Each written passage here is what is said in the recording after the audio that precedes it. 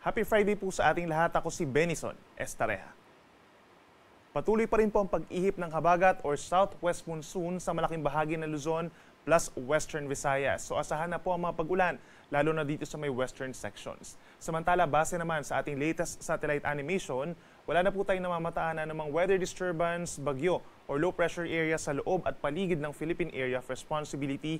Bagamat nandyan pa rin po itong mga kaulapan or cloud clusters na bahagyang trough or tinatawag natin na buntot po nitong tropical cyclone or si severe tropical storm with international name Maria na malayo na po sa ating kalupaan at hindi na nakakaapekto sa ating bansa. For today po, asahan pa rin natin ang maulap na kalangitan at maulang panahon dito sa western section ng Luzon kabilang ng Ilocos Region, Zambales, and Bataan dahil po yan sa habagat. Yung nature ng mga paulan dyan, pabugso-bugsong mahina hanggang katamtaman ng mga pagulan at minsan po lumalakas ito pagsapit ng hapon at gabi kaya mag-ingat po sa mga posibleng pagbaha at pagguho ng lupa at lagi magantabay sa ating mga advisories and worst case heavy rainfall warnings po. Samantala, sa natitirang bahagi ng Luzon, may mga pag-ulan din dulot ng southwest monsoon. Meron tayong manakanakang pag-ulan sa Batanes, Babuyan Islands, dito rin po sa malaking bahagi ng Cordillera Region, lalo na sa Abra and Benguet, halos buong Central Luzon, lalo na dito sa may areas po ng Tarlac, Pampanga, Bulacan, pababa ng Metro Manila, asahan din yung manakanakang pag-ulan, halos buong Calabarzon, lalo na sa may Batangas and Cavite, hanggang dito sa may Occidental Mindoro, asahan po natin yung paminsan-minsan mga pag-ulan. May times na tumitila ito lalo na po sa late morning hanggang sa tanghali, pero magbabalik muli ang mga pag-uulan pagsapit ng hapon hanggang sa madaling araw na po yan. So make sure po na meron tayong dalang payong kung lalabas ng bahay.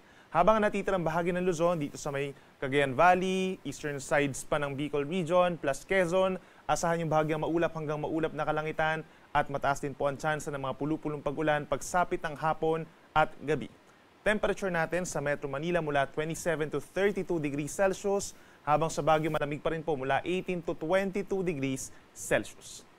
Sa ating mga kababayan po dito sa Palawan, mostly cloudy skies throughout the day dahil po yan sa southwest monsoon at may paminsan-minsan po mga mahina hanggang katamtamang ulan lalo na sa dakong hapon. Habang dito sa may western Visayas, asahan din po ang manakanakang mga pag-ulan, paminsan-minsan din po mga light to moderate rains within the next 24 hours. At dito naman sa natitirang bahagi pa, asahan yung bahagyang maulap hanggang maulap na kalangitan na sinasamahan din ng mga saglit na pag-uulan at mga pagkidlat pagkulog na nagtatagal lamang po ng 2 hanggang 3 oras. Temperature natin sa Metro Cebu posibleng umakyat sa 33 degrees Celsius at sa Palawan hanggang 32 degrees.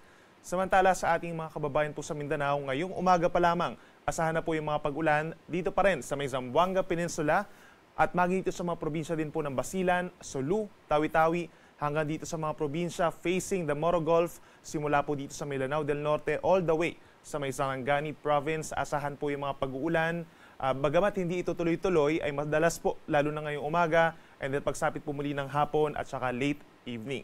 Sa ating mga kababayan naman po sa natitirang bahagi ng Mindanao, asahan pa rin ang bahagyang maulap at madalas maaraw, lalo na sa may areas po ng Davao Region, Northern Mindanao and Caraga Region, may kainitan pa rin, lalo na sa may areas po ng Butuan, Davao City at dito rin po sa may Cotabato and Gensan. Then naasahan na rin po yung mga pulu-pulong mga pag-uulan or pagkidlat pagkulog na hindi rin po nagtatagal.